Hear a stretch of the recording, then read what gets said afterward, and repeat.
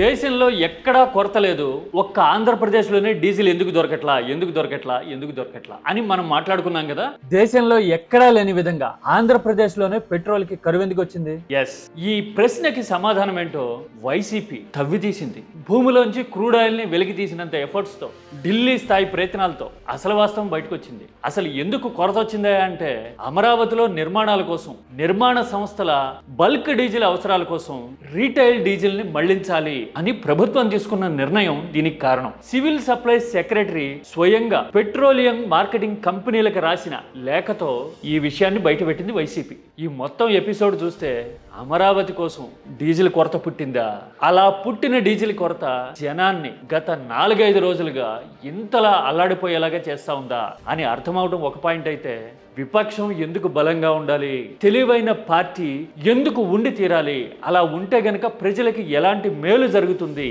అని వైసీపీ సాక్ష్యాధారాలతో సహా నిరూపించినట్టుగా కనబడుతోంది ఈ డీజిల్ ఫైట్. ఇంతకీ డీజిల్ నిజమేంటి, ఆధారాలు ఏం చెప్తున్నాయో ఒక 3 లేఖల ఆధారంగా చూద్దాం. ఇన్నాళ్ళు జనం పడుతున్న యాతన వెనక అసలు కోణం ఏంటో మనకు అర్థమవుతుంది.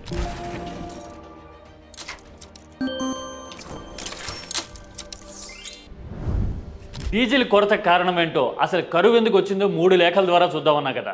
అందులో మొదటిది government of Andhra Pradesh office of the commissioner of civil supplies రాసిన లేఖ. Civil supplies commissioner petroleum marketing కంపెనీలకి ఏం లేఖ రాశారు చూడండి. 24/4/2026 డేట్ తో ఉంది. ఇదిగో ఇక్కడ రిఫరెన్స్ నెంబర్ కూడా ఉంది చూడండి. సబ్జెక్ట్ ఏంటంటే APCRDA supply of adequate quantities of diesel requested. సరిపడినంత మోతాదులో డీజిల్ సప్లై చేయడానికి సంబంధించిన విషయం అని చెప్తూ సిఆర్డీఏ కమిషనర్ తమ దృష్టికి తీసుకొచ్చారని, అమరావతిలో నిర్మాణం జరుగుతున్న కట్టడాలన్నిటి కోసం డీజిల్ అవసరం తీవ్రంగా ఉంది అని ఇందులో స్పెసిఫికేషన్స్ చెప్పారు చూడండి. As per the consolidated assessment, the total diesel requirement up to July 2026 is approximately 27,566.25 KL. KL అంటే kilolitres, with substantial monthly demand for executing the works.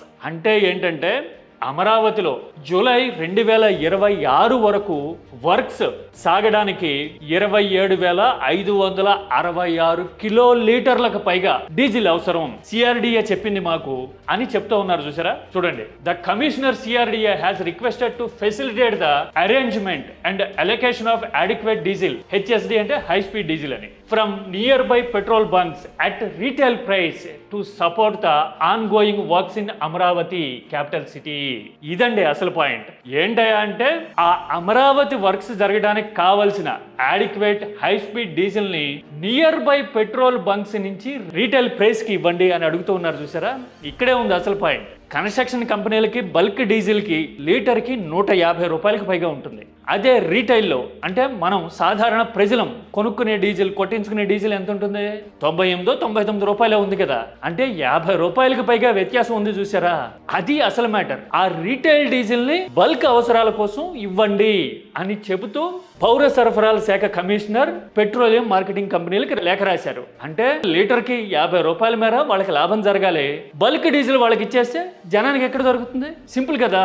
మహా అయితే ఒక కారులో 30 లీటర్లు 40 లీటర్లు కొట్టించుకుంటారు. అదే వ్యవసాయ అవసరాల కోసం ఇంజిన్లోనో కొత్త మిషన్లోనో పొయ్యాలంటే ఒక 50 లీటర్లు కొట్టించుకెళ్తారేమో. అదే కన్స్ట్రక్షన్ కంపెనీలు అయితే ఒక్క పెట్టున 4,000 లీటర్లు 5,000 లీటర్లు కొనుక్కుపోతాయి. అంత కొనేశారనుకోండి, ఇంకెక్కడ దొరుకుతుంది? ఇది కరువుకి అసలు కారణం. అందుకోసమే ఏపీలో జనాభా డీజిల్ దొరక్క అల్లాడిపోవడం కనపడతా ఉంది. ఇందులో ఇంకొక ఇంట్రెస్టింగ్ విషయం కూడా ఉంది చూడండి. ఇక్కడ స్పెసిఫిక్ గా జూలై 2026 వరకు అని లెక్క రాశారు చూసారా. ఎందుకని జూలై 2026 అంటే? ఎందుకంటే జూలై నాటికి వర్షాకాలం మొదలవుతుంది. వర్షాకాలం మొదలైతే గనక అమరావతిలో కన్స్ట్రక్షన్స్ కి అంత అవసరం పడకపోవచ్చు. ఈ కాలం కలిసి వస్తూ ఉంది కాబట్టి, వేసంకాలం కాబట్టి, వర్షాలు లేవు కాబట్టి నిర్మాణాలు వేగంగా జరుగుతూ ఉన్నాయట. అందుకోసం డీజిల్ మళ్లించాలి అని చెప్పారు చూసారా. అంటే ఇందులో సీజనల్ గా అమరావతికి వచ్చే ఛాలెంజ్ ని కూడా పరోక్షంగా ప్రస్తావించినట్టు ఒక రకంగా. వర్షాలు వస్తే ఇంత అవసరం లేదు డీజిల్ అంటే, వర్షాలు వస్తే అక్కడ కన్స్ట్రక్షన్ ఈ స్పీడ్ తో జరగదు అనే విషయాన్ని కూడా పరోక్షంగా ఇక్కడ చెప్పారు. మరి ఈ లేఖ వ్యవహారం ఎలా బయటకు వచ్చింది?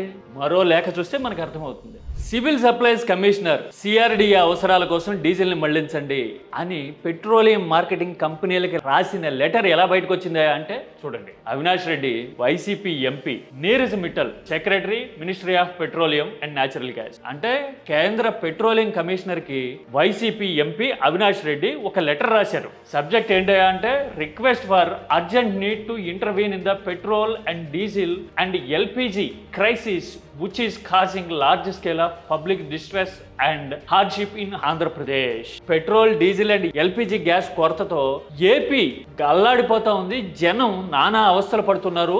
అర్జెంట్ గా జోక్యం చేసుకోండి, దేశంలో ఎక్కడా లేని పరిస్థితి మా రాష్ట్రంలో ఉంది అని అవినాష్ రెడ్డి పెట్రోలియం సెక్రటరీకి లేఖ రాశారు. లేఖ రాసి అందులో పూర్తి వివరాలు చెప్పారు. దాంతో పాటు రాష్ట్రంలో ఇదిగో ఇలాంటి పరిస్థితి ఎందుకు వచ్చిందో కూడా చెప్పండి అంటూ డీటెయిల్డ్ గా ఈ లేఖలో ప్రస్తావించారు. ఆ తర్వాత చూడండి, ఇక్కడ జనం ఎలాంటి అవస్థలు పడుతూ ఉన్నారో చెబుతూ ఇదిగోండి ఈ ఫోటోలన్నీ కూడా యాడ్ చేశారు చూసారా, ఈ లేఖతో జత చేశారు. ఇవన్నీ జత చేసేసరికి పెట్రోలియం శాఖ వెంటనే రియాక్ట్ అయింది.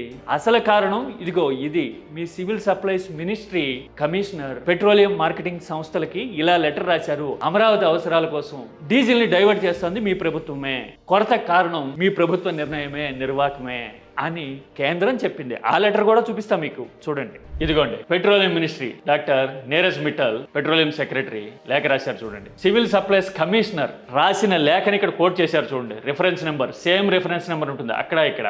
డేటెడ్ 24/4/2026 రాశారు. Directing oil marketing companies OMCs to supply bulk quantities of high-speed diesel HSD from retail outlets for construction activities in Amravati capital city. అంటే అమరావతి క్యాపిటల్ సిటీలో నిర్మాణాల కోసం డైవర్ట్ చేయండి అని చెప్పి లేఖ రాశారు. దానికి సంబంధించిన విషయం ఇది అని చెప్తూ ఇదిగోండి 1, 2, 3, 4, 5 ఇలా మొత్తం ఇందులో ఏం చెప్పారా అంటే చూడండి. 2002 నాటి చట్టం ప్రకారం పెట్రోలియం రూల్స్ ప్రకారం ఇలా రీటైల్ డీజిల్ ని బల్క్ అవసరాల కోసం కన్స్ట్రక్షన్ కంపెనీలకి డైవర్ట్ చేయకూడదు. ప్రజా అవసరాలు తీరడం అనేది ముందు అత్యవసరం, కమర్షియాలిటీ తర్వాత అని చెప్పడంతో పాటు మిగతా డైరెక్షన్స్ అన్ని అసలు చట్ట విరుద్ధం అని చెబుతూ మాల్ ప్రాక్టీసెస్ నిరోధానికి ఆల్రెడీ నిబంధనలు ఉన్నాయి ఎసెన్షియల్ కమోడిటీస్ యాక్ట్ 1955 ప్రకారం అని చెప్తూ అలాంటి నిబంధనలన్నింటినీ ఉల్లంఘించింది.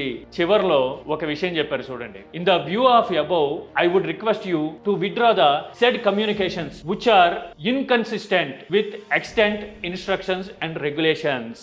అంటే పై కారణాలన్నిటి రీత్యా మీరిచ్చిన ఆదేశాలను ఉపసంహరించుకోండి, మీ ప్రయత్నాన్ని ఉపసంహరించుకోండి అని చెబుతూ ఇలా లేఖ రాశారు. ఈ లేఖ చీఫ్ సెక్రటరీకి పంపించారు. ఇదంతా చూస్తే మనకి ఏమర్థమవుతుంది? అమరావతిలో నిర్మాణాల కోసం ప్రజల అవసరాలకు వాడాల్సిన డీజిల్ ని డైవర్ట్ చేయాలి అని ప్రభుత్వం భావించింది, నిర్ణయం తీసుకుంది, డైవర్ట్ కూడా చేసింది. కరువు వచ్చింది, కొరత వచ్చింది అంటే ఏం జరిగింది అని చెప్పి భుజాలతో అడుగుకున్నట్టుగా కఠిన చర్యలు తీసుకుంటాం, సరఫరాని రెగ్యులేట్ చేయండి అని కంపెనీలకు ఆదేశించారు ముఖ్యమంత్రి అనే ఫీలర్స్ ఇస్తూ మీడియాలో ప్రచారం చేస్తా ఉన్నారు. తీరా చూడబోతే వాస్తవాలన్నీ ఇలా ఉన్నాయి అని స్వయంగా కేంద్ర పెట్రోలియం మినిస్ట్రీ బయట పెట్టడమే కాదు, చెప్పడమే కాదు, రాష్ట్ర ప్రభుత్వానికి గైడ్ లైన్స్ కూడా సెట్ చేయాల్సిన పరిస్థితి. ముందు జనం అవసరాలు తీర్చండి అని చెప్పాల్సిన పరిస్థితి కదా. ఈ హోల్ ఎపిసోడ్ చూస్తే ఏమర్థమైంది?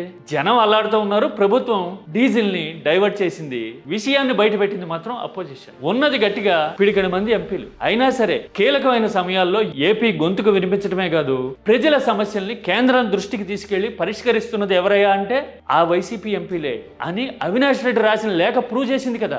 అలా లేఖ రాయబట్టే ఇప్పుడు అమరావతి కన్స్ట్రక్షన్ కి డీజిల్ ని డైవర్ట్ చేసే ప్రయత్నాలకి బ్రేక్ పడింది. రేపో మాపో రెగ్యులేట్ అయ్యి డీజిల్ సరఫరా, జనం కష్టాలు తీరే పరిస్థితి కదా. అందుకోసమే ప్రజల కోసం ఆలోచించే రాజకీయం ఉండాలి, బలమైన విపక్షం ఉండాలి, తెలివైన రాజకీయ పార్టీ ఎప్పుడూ ప్రజా ప్రయోజనాలు కాపాడుతుంది అని చెప్పడానికి ఇది ఒక ఉదాహరణ. వైసీపీ అంటే నచ్చచ్చు నచ్చకపోవచ్చు అందరికీ, కానీ డీజిల్ కష్టాలు మాత్రం రాజకీయాలకు అతీతంగా అందరికీ వచ్చినాయి కదా. వైసీపీ వాళ్ళు కష్టాలు పడ్డారు, టీడీపీ వాళ్ళు కష్టాలు పడ్డారు, మిగతా చిన్న చితకా పార్టీలను సమర్థించే వాళ్ళు కూడా కష్టాలు పడ్డారు కదా. కష్టాలకి రాజకీయం లేదు, జనం సమస్యలకి రాజకీయం లేదు, వాటిని పరిష్కరించండి అని అడిగితేనే రాజకీయం. వైసీపీ ఉంది ఈ కుట్ర వెనక అని ప్రచారం చేశారు. తీరా చూడబోతే వాస్తవాలు వెలికి తీస్తే క్రూడ్ ఆయిల్ ని తవ్వి తీసినట్టుగా నిజాలను బయటకు లాగితే అప్పుడు అర్థమైంది అమరావతి కోసం డీజిల్ ని డైవర్ట్ చేశారని కదా. ఇవన్నీ చూస్తే విపక్షం బలంగా ఉండాలి, ప్రజల గొంతుకని వినిపించే రాజకీయం నడవాలి అని డీజిల్ క్రైసిస్ మనకి మరోసారి ప్రూవ్ చేసింది కదా. ఏమంటారు? ఇలాంటి పరిస్థితి రావడం, పైగా ప్రభుత్వం సివిల్ సప్లైస్ కమిషనరే లేఖ రాసి అసలు సమస్య ఎందుకు వచ్చింది అన్నట్టుగా 2-3 రోజులు రివ్యూలు చేస్తున్నట్టుగా ఫెయిలర్లు ఇవ్వడాన్ని, ప్రచారం చేయడాన్ని ఎలా చూడాలి? కామెంట్ సబ్జెక్ట్ ఓరియంటెడ్ గా చేయండి. బహుశా పెట్రోల్ డీజిల్ కష్టాలు ఇప్పటికన్నా ఏపీలో పరిష్కారం అవుతాయేమో చూద్దాం, ఆశిద్దాం అని ఎందుకంటున్నానంటే, బెంగాల్లో 2వ విడత పోలింగ్ ముగిసిన తర్వాత ఎల్పిజి గ్యాస్ ధరలు పెరుగుతాయి అని ఆల్రెడీ ఫీలర్లు వస్తూ ఉన్నాయి. పెట్రోలియం ధరలు కూడా పెరిగే అవకాశం ఉంది, పెట్రోల్ డీజిల్ అని మాట్లాడుతున్నారు. ఇరాన్ సంక్షోభం ముదురుతా ఉన్న పరిస్థితుల్లో ఎలాంటి అన్సర్టనిటీ ఉంటుందో అనే ఆందోళన అన్ని వైపులా ఉంది కదా. మరి అలాంటివన్నిటిని దాటి మన రైతుల డీజిల్ అవసరాలు తీరాలని, వాహనదారుల కష్టాలు తీరాలని, మండు వేసవిలో ఠారెత్తిస్తున్న ఎండల్లో బంకుల ముందు బారులు ఆగాలని మనం కోరుకుందాం. వీలైతే విపక్షానికి థ్యాంక్స్ చెప్దాం. కేంద్ర పెట్రోలియం శాఖ తక్షణం స్పందించడాన్ని అభినందిద్దాం. This is key talks request.